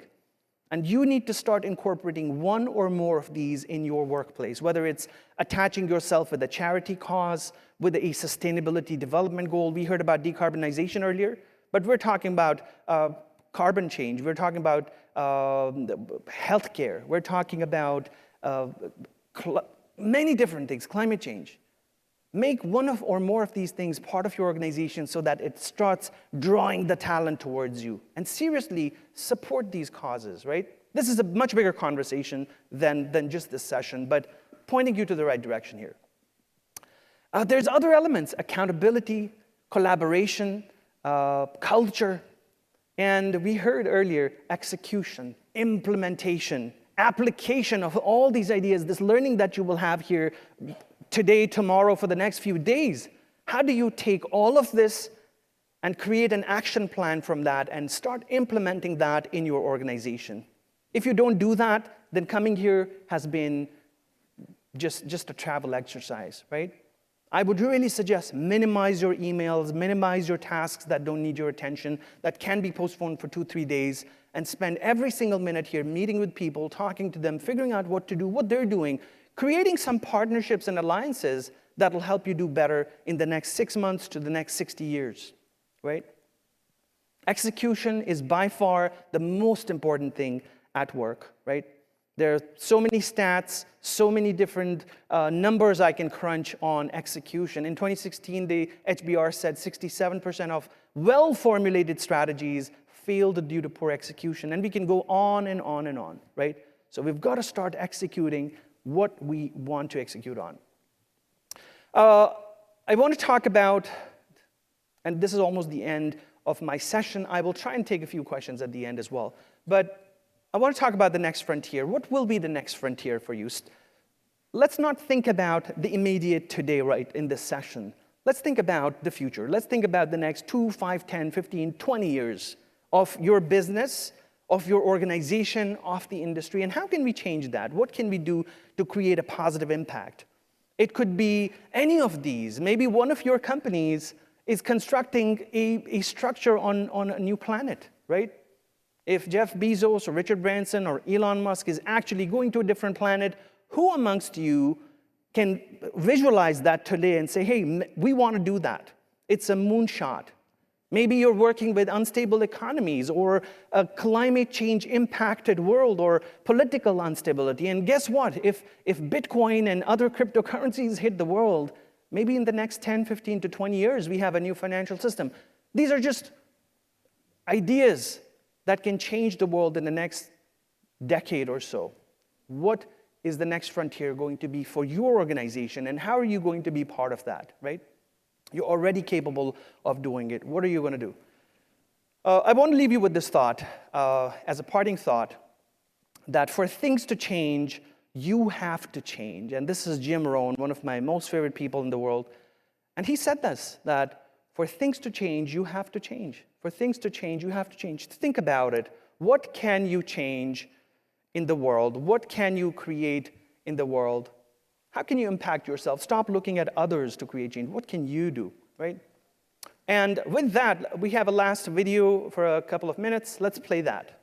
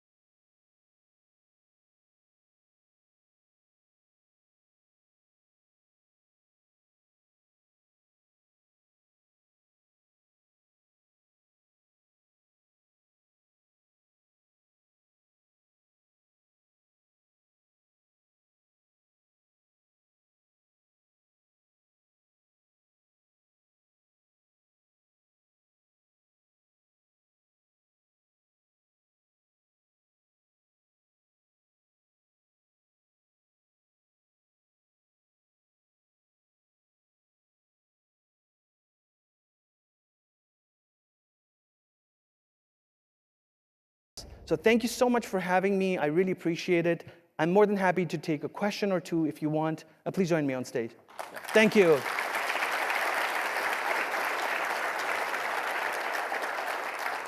Thank you, Ian. That was outstanding, very thought-provoking, so thank you so much. I'm Daniel Groves. I'm going to be the MC throughout the rest of the morning, and I'm with Construction Users Roundtable, And I'm going to start right now. We got a lot of questions during that presentation, and I know we only have a limited amount of time, so I'm going to see if I can ask a couple of them in a way that will sort of sum up the sentiment of this. Let's start with this one. The construction industry is famously slow to adopt new technology. Everyone's conservative, and they want others to prove the concept first. Another reason, perhaps, is that our industry tends to be pretty low margin, and so that's a challenge as well. If you look at that toilet example, you see of how, slow adoption of something like that. How do we get a stodgy industry like construction industry to wake up and lead this? I think we have to build our resilience to change. We have to take smaller risks every single day, every single week, every single month in order to do this big, big, big change. Don't think about moving a mountain, but start moving one step ahead. And that's what I would suggest. And soon enough, you will realize that you've done incredible stuff because you took that first step. So a good way to do that is create your alliances here. Build your partnerships. Go back from this conference with 3 different contacts that you can build things with. You can explore and do new things. And that should start right now, folks. We don't have a lot of time. Yep, take the next step. Great. You mentioned in your presentation about decentralization and how key that is going to be. How do you see decentralized technology, which I think is summed up in many ways by blockchain technology, how do you see that innovating the construction industry? I think a predominant result of that will be decentralization of the financial side of the industry, where digital form of payments will impact how your business interacts with money in general. You're seeing a trend in China where China is digitizing the yuan. So their own currency is being digitized and it'll be used like a cryptocurrency. That has already happened. They've kicked out cryptocurrency miners and a bunch of different companies. So I see the digital currency side of things maybe taking precedence. You're also looking at smart contracts where you can eliminate a lot of risk with delays, with processes, with general delays in the industry, and inefficiency that's taken care of by smart contracts. So please look into that and figure out how can you use those and be part of that. Yeah, absolutely. And of course, it was referenced earlier by Stephen Mulva and Greg Sizemore at the beginning of what CURT and CII are doing in terms of OS2 and smart contracts is one of the things there. So we are attempting to address that.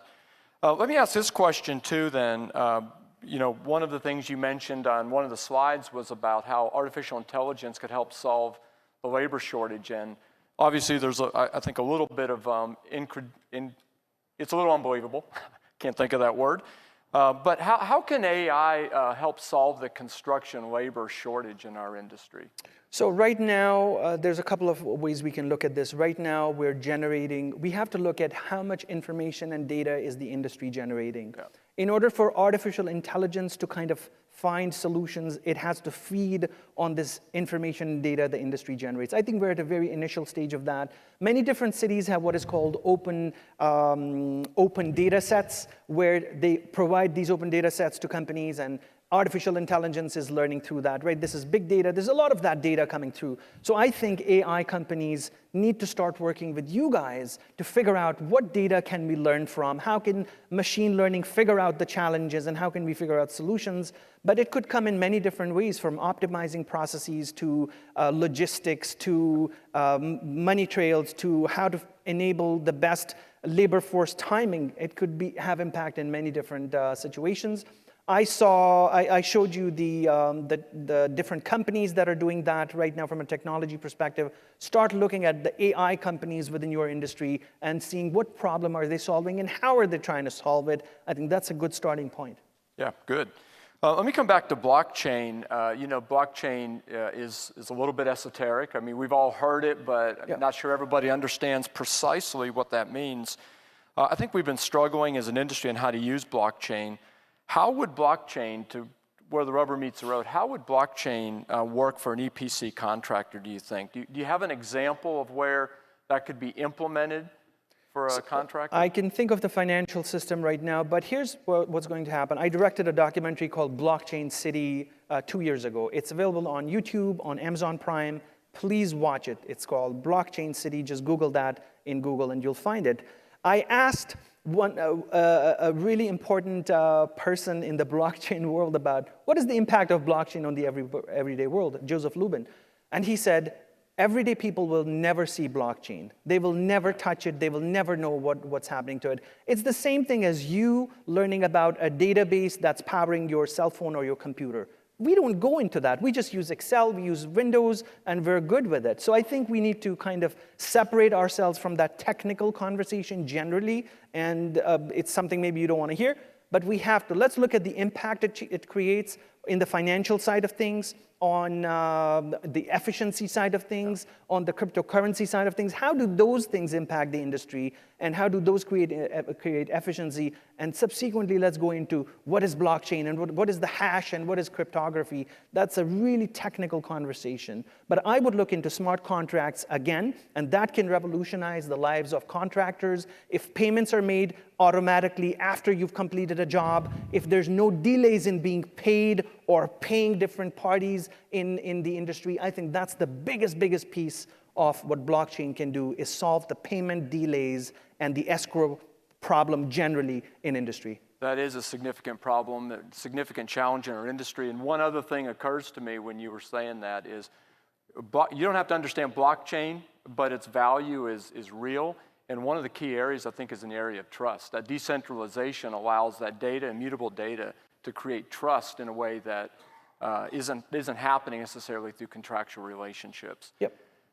Ian, great job. Thank you for such a thought-provoking presentation. And let's give him one more round of applause. Thanks for having me, everybody. Thank you so much.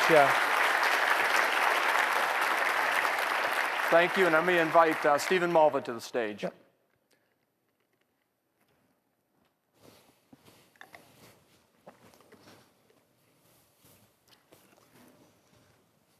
Thank you, Ian. Stephen, you're welcome. Thanks for having me again. Yeah, Thank you. really appreciate it. It was an awesome presentation, very insightful, and a great way to start the conference. All right. Thank you so much, everybody. Thank you.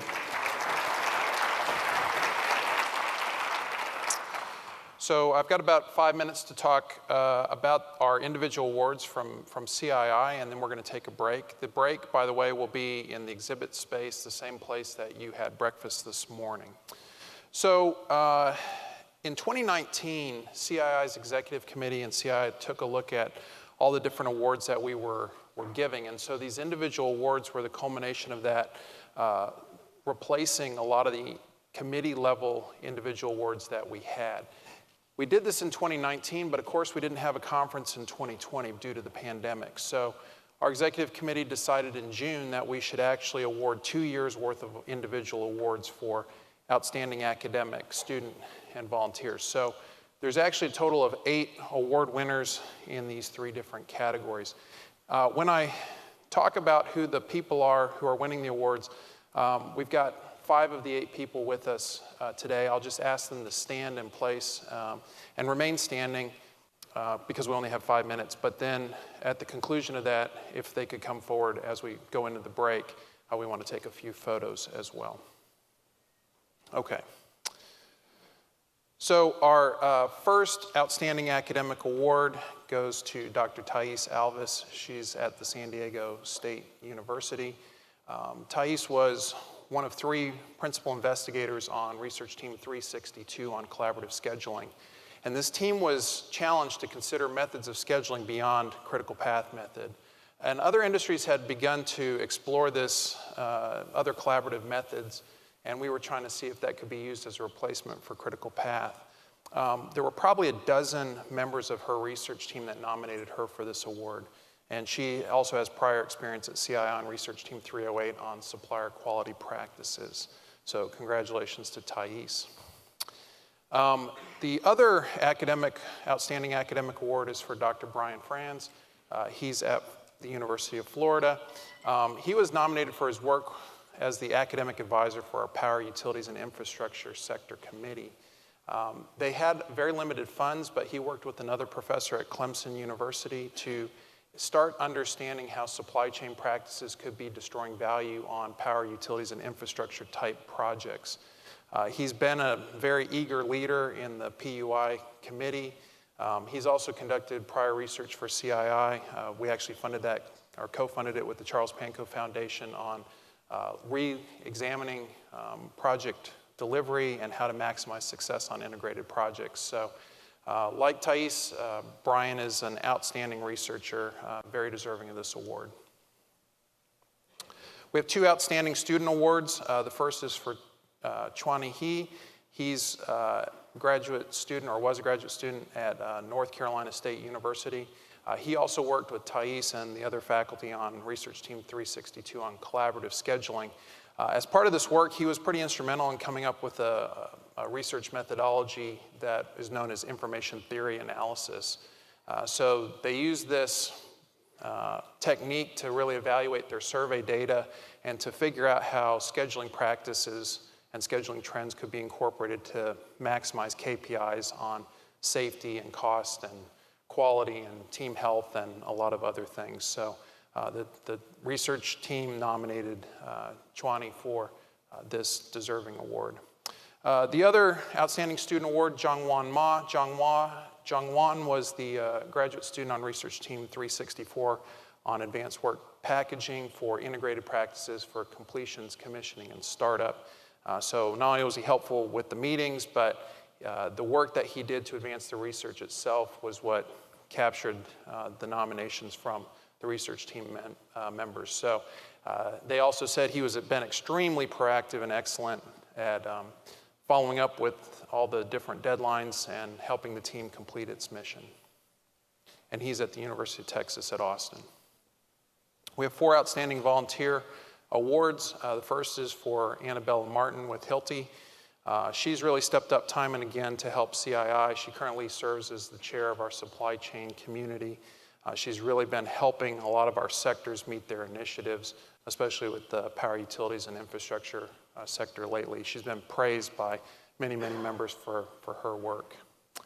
The second one, Keith Kritzer with ExxonMobil. He's the current chair of CII's Funded Studies Committee, and before that he was on our research committee. And I can't see everybody, so I think they're around here somewhere. There's Keith. And the thing that really stood out and why he was nominated for this is just his dedication to being on research teams and helping CII in that task is really commendable. He actually helped with all the different research teams that you're going to see today and tomorrow, attended every one of their practice sessions and had great comments and helped them out a lot. The third one, Ted Weitzman, Ted with Worley. He was one of the founding chairs for one of our technology committees. He was very active at FIATech prior to that. He's continued to stay involved with CII through 2 different transitions with his employers, starting at Southern Company, moving to ConstructX, and now to Worley. So to stay involved through all of that is extremely commendable. He was a member of our joint working group on AWP data standards. That's much acclaimed, seminal work, and we just really appreciate everything that you're doing, especially now the work on interoperability. And last but not least, Todd Sutton. Todd's with Zachary Corporation. Todd volunteers on basically every technology team, including our Horizon 360 team. He's a pioneer in the application of technology in our business. If you don't know Todd, you need to.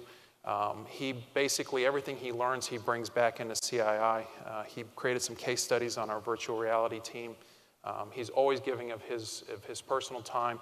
He's bringing everything he's learning in, and so this is why he was nominated as well.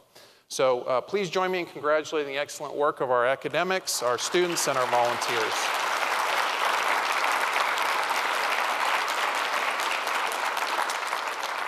And that'll conclude this portion of the morning session. Enjoy your break. We're going to be back, I think, Palmer, in about 35 to 40 minutes.